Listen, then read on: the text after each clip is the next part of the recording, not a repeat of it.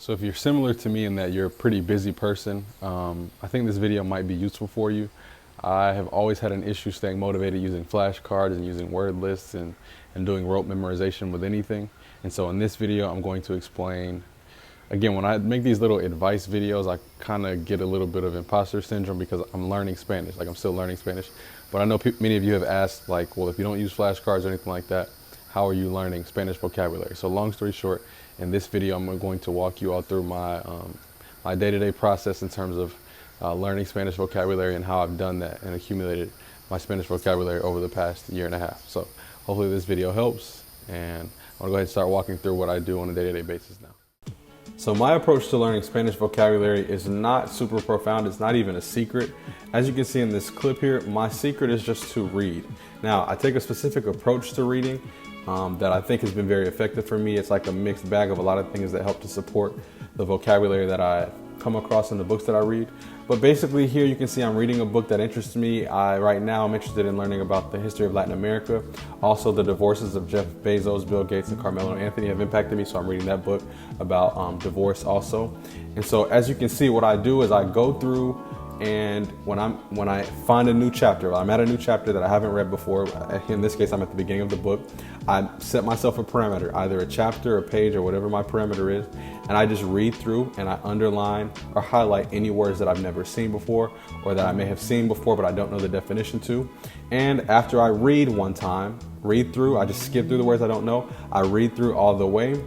I go back then, after I've tried to read through it struggling, I go back and I look up each word that I did not understand. Now, in the beginning, in the beginning of my journey, this was the majority of the words that I came across. But now, as you can see, there's certain words that I highlight. I go through and I look up the definition for those using a specific application that I'm going to show you. After I look up those words, I go back through and read again with those definitions on the side, and I kind of just look at those if I come across one of those words that I didn't understand. So as I was saying, after I read through the chapters once, I go to this app called Spanish Dict. It's like an English-Spanish dictionary, and it gives me the definition. I write that on my book, and I go back through and read. I do that with another app here called Reverso Context. Sometimes there's some words on some pages that aren't on others. And like I said, I just write those definitions down, go back and reread. After I've done that 2 or 3 times, I use that to basically tell myself, hey, you worked hard today, you put an effort in. And so this process typically takes, depending on the parameters that I set for myself, about 30 minutes to an hour. And depending on what I'm reading, at the 45-minute to an hour mark, my brain is kind of exhausted. It's kind of like, all right, man, we've had enough. This was a tough process. And so I begin to basically say, hey, if you can get through this one more time, if you can get through this chapter, you can start to binge watch some content that you like. And I think that's important for me to solidify the words that I've learned, because I'm bound to at least hear one of the words that I just learned in some content, some native speaker content. And so up next, you'll see once I finish reading, once I finish the hard work, I kind of relax and watch some of the fun videos that I like. 2021. Machu Picchu ya no es gratis. El tren local por fin volvió. Los niños ya pueden ingresar. Todo eso y mucha más información en este video de actualización con todo lo que necesitas saber para tu visita a Machu Picchu este 2021. ¡Corre el video! Yo me agarré a golpe con ella, señor. ¿Y vio alguna? No, gracias a Dios no la vi. Te digo, esta es una situación que me tiene a mí muy preocupada.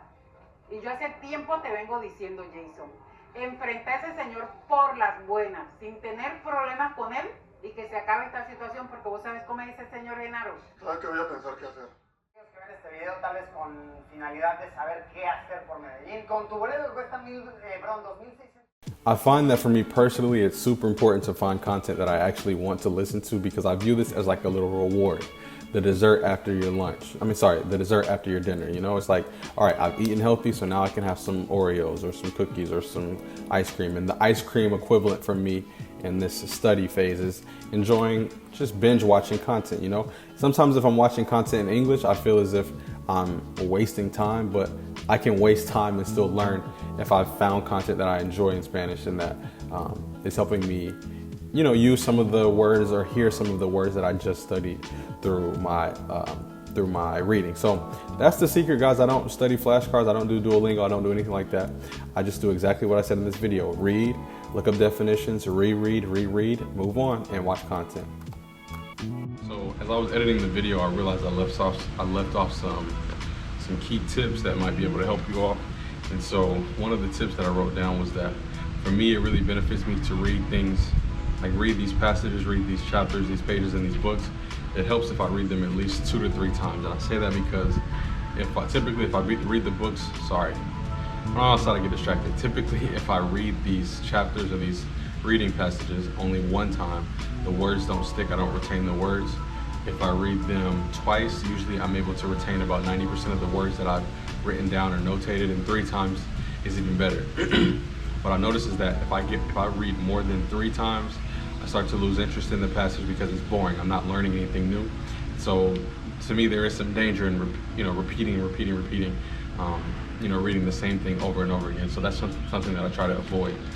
The other tip that I would say, and again, I'm in no place to give advice, I'm just speaking from my experience, is that I try not to stress if I don't remember a word. Like there will be times where I'll read a passage 2 to 3 times and there's just one difficult word that I can't remember. I remember in like month 3 of learning Spanish, I learned the word acontecimiento, which means event, but typically people just say evento, right? And so I had trouble memorizing that word back then. What I found was like maybe 3 months after that, 4 months after that, I gotta watch my neighbor's dog. But about 4 months after that, I realized I was reading something else and I heard that word and I was like, oh, I remember I learned that word a couple of months ago. So I wouldn't stress if there are a couple of words that you still don't retain after reading a passage, because again, to me, that beats sitting there studying flashcards, and that same process would happen if you study with flashcards. There would be some words that you memorized, whatever, quote unquote, that you'll forget and you have to come back to. These dogs. I'm moving to the country, guys. I already live not in the country, I'm in the metro Atlanta area, but I'm moving to the country. Okay, so the next tip that I would say is that I feel like it helps to make an effort to use the words that you're learning, either in your italki lessons or in your conversations with native speakers, and if you don't even have that, in just your thoughts, right? I think this week I learned the word travieso or atravieso, which means like mischievous, and I learned the word escopeta, which means shotgun. Just some words that come to my mind now that I remember. What I try to do, and what I have been doing, is I've been making sure that I've been making sure to use those words during my italki lessons, during my conversations with my exchange partners, things like that, so that it helps me retain the words. The figure of speech, if you don't use it, you lose it, is very true in all aspects of life, in my opinion. It's especially true with learning a language. So that's another piece of advice, a little tip that I can say is, anytime I learn a new word, I try to make a concerted effort to use it in a conversation, or just think about it, or if I notice it in real life, I try to name it in my brain.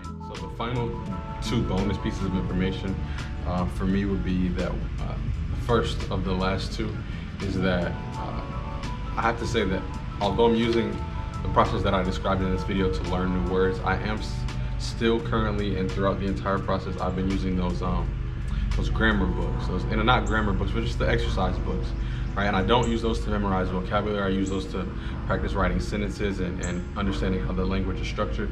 But yeah, just keep in mind that I'm not arguing in this video that just reading taught me the language. Reading is what I've used to learn vocabulary specifically. And then the final point is that I know in response to this video, the question will be, well, how can you just start reading from scratch? That doesn't make sense. Don't you need to do some formal studying first before you can start doing that?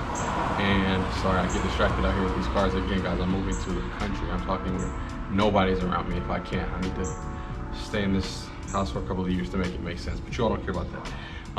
So yeah, what I would do, and I'll show you a clip of it in this video, is I would go on Google and type in free children's books or free preschool books in Spanish, and in like PDF form, and you can find PDFs where the first sentence is yo veo sapos, which means I see frogs. Los sapos son verdes. The frogs are green. Like los sapos miran las flores, los flores. Like I can't even speak from a children's book, like a children's book would sound. But my point is, like, reading stuff like that will force you to look up each individual word, force you to learn basic conjugation, it'll allow you to engage with the language from the beginning, when you don't really know anything. And so again, for me, in this entire video, my whole point is, Again, everyone doesn't lean or lean on, you know, everybody's not the same in me in terms of our learning styles, but I do feel like burnout and disinterest in the language and all these things can come from rote memorization. And so hopefully this video was helpful. Again, the intent here was to show you all how I personally have learned all the Spanish vocabulary that I have without using flashcards, without using Duolingo, without using rote memorization, without using anything like that. Using a process that I would call natural, like natural learning, where I just kind of have taught myself vocabulary through reading, listening, talking, speaking, all that kind of stuff. So hopefully this video helps. I'm gonna get inside because these flies are killing my my cocoa butter legs right now. So yeah, hopefully this video helped, and I'll talk to y'all in the next video. Ciao.